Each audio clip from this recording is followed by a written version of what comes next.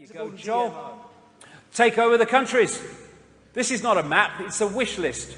It's a wish list of countries in North Africa, the Middle East and the Near East, which they are picking off one after the other. Libya, now they're into Syria, they're starting trouble in Lebanon, they're in Iraq, they're in Afghanistan. Of course, they want Iran.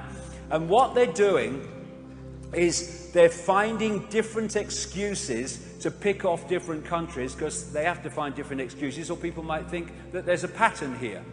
This is what Libya looked like in 2007. This is what the same street looks like in 2011. This is Libya. Hey, you are free. And this is what happens when you pepper bomb cities to protect civilians from violence. What happened? I got no brief for bloody Gaddafi and all that stuff, but that's not the point. What happened was that they've got this system where they want to target someone. So what they do is they fund and train rebels covertly, and they bloody arm them.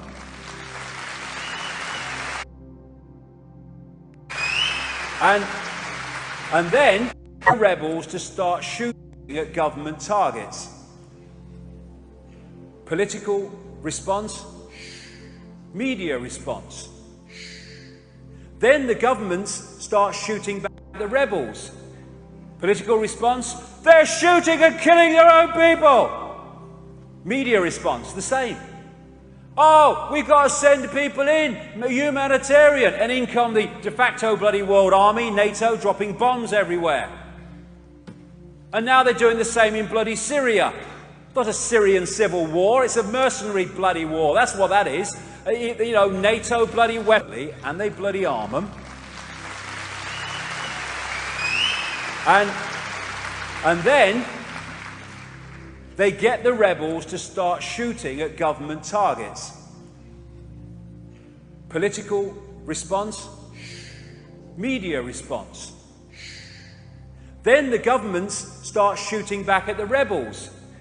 Political response, they're shooting and killing their own people.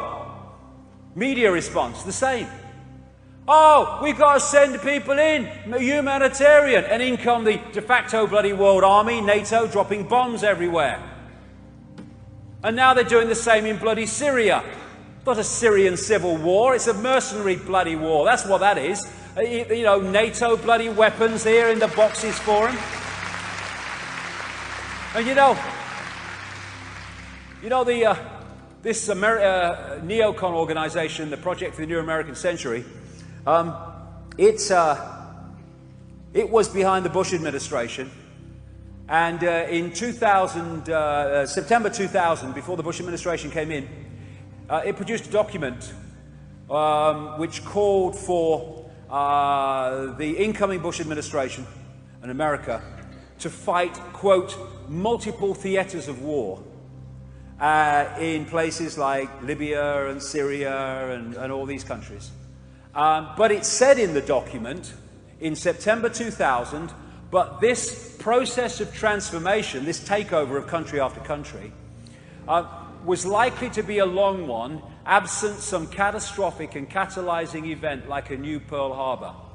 1 year to the month after that document was published, 9 months after the same people came to power in the Bush administration, the United States had what Bush called our Pearl Harbor, and as a result, they justified the targeting of all the countries that were in that document.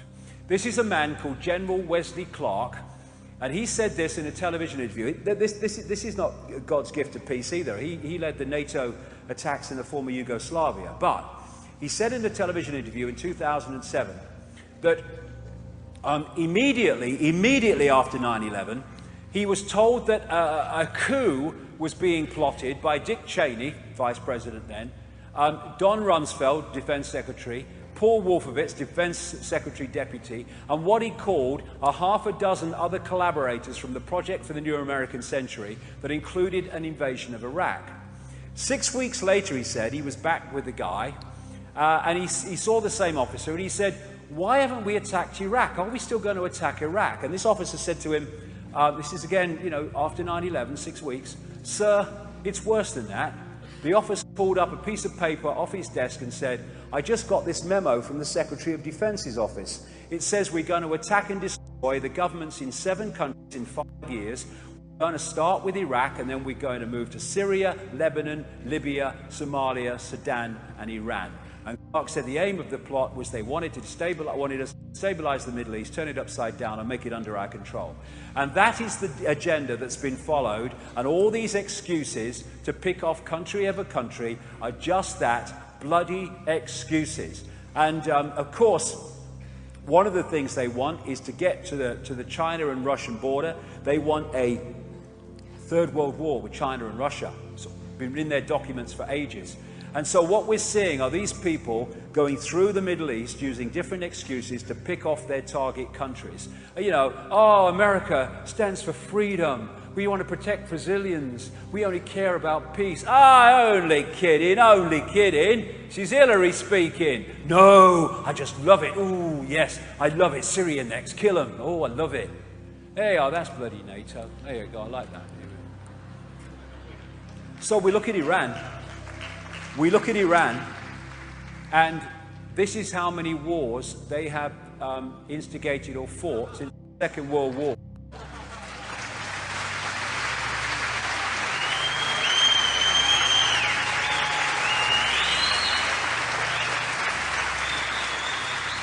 Actually, that's how many they've instigated for about 200 bloody years. This is how many the USA has fought with Britain in tag most of the bloody time since the Second World War. These are American bases around Iran. Who's threatening who, one wonders? Iranians are just the same as you and me. People that just want to get on with their lives and their families and all the rest of it. But let's demonize them. Let's demonize them and let's bomb them. Why? We have no heart. We love death. These bloody pillocks doing all this stuff. Violent extremists. Yeah, look in the bloody mirror. Look at them. Talk about inversion. The bloody terrorists fighting terrorism. I love it. War is peace. Slavery is freedom. Ignorance is strength. What is that? Archontic inversion. It's all a bloody movie that we're coming through, and it's all leading up to World War III. I'm not going to go into this in bloody detail because of time, but Rothschild Zionism, which is actually not about Jewish people, it's about a secret society created and instigated and controlled by the Rothschilds, that the Jewish people have used as a bloody front to cover the real thing about Rothschild Zionism, which is it's a bloody secret society and part of the cabal. But the Rothschilds, you know, named after Saturn and all this stuff, they built the Knesset, they built the Supreme Court building, and what they do is that anyone that challenges the Rothschilds and Rothschild Zionism and its agenda, they are called anti-Semitic and all this stuff. As this lady says, anti-Zionism is not anti-Semitism, and even bloody Orthodox Jewish rabbis are saying the bloody same. You don't have to be a Jewish to be a Zionist. That's what Joe Biden said. Absolutely you don't. Most bloody great, Zionists in America are Christian bloody Zionists, believe in bloody Armageddon. And you get Orthodox Jews that absolutely oppose Zionism. You know, another Jew against Zionism. I'm Jewish and I want Israel to stop killing Palestinians. Jews against the occupation. These are wonderful Jewish young people that refuse...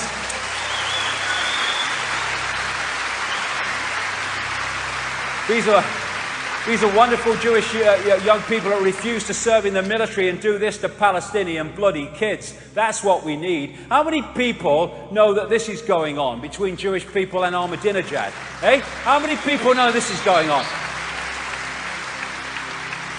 This is the dynamic between a country of 300 plus million and one of less than 8 million. Why? Because the Rothschilds are the controllers of Israel and they're controllers of the USA, and they're different hands on the same bloody body.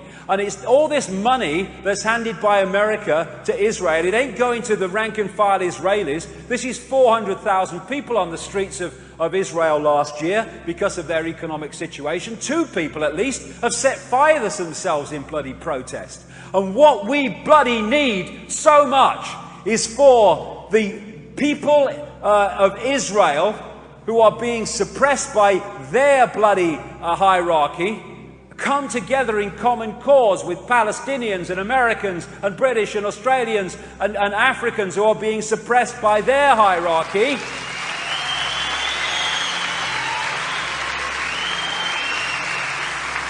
And realize that all those hierarchies are the same frickin' hierarchy.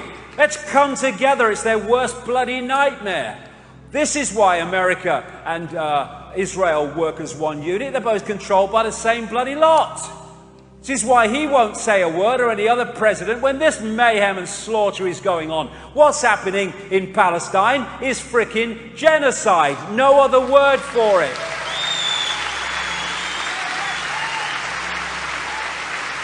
Genocide, the systematic and widespread extermination or attempted extermination of an entire national, racial, religious or ethnic group. This is Rothschild Zionism, this is Rothschild Zionism, so is bloody this.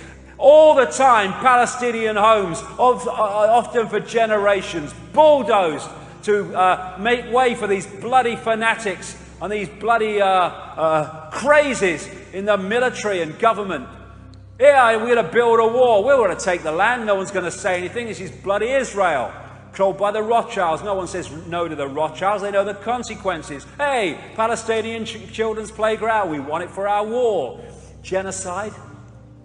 Bloody genocide. This is Palestinian land, the green, in 1946, 1947, 1967. Today, genocide, the systematic and widespread extermination or attempted extermination of an entire national, racial, religious or ethnic group.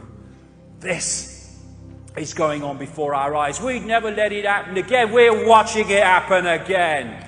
The bloody Zion, bloody Olympics, new bloody Jerusalem, Zion. This is not even about Jewish people and the benefits. They were hung out to dry in bloody Germany. They'll be hung out to dry again whenever it suits these people. That's the bloody thing. The elephant in the living room. And people are terrified of talking about it because all the Anti-Defamation League and these Rothschild fronts jump on you. Anti-Semite, racist. They've tried it with me. But when you're saying when we're all infinite awareness, having an experience, and the genetic spacesuit is fucking irrelevant, well, it's very difficult to make it stick. Even if it does, I don't bloody give a shit.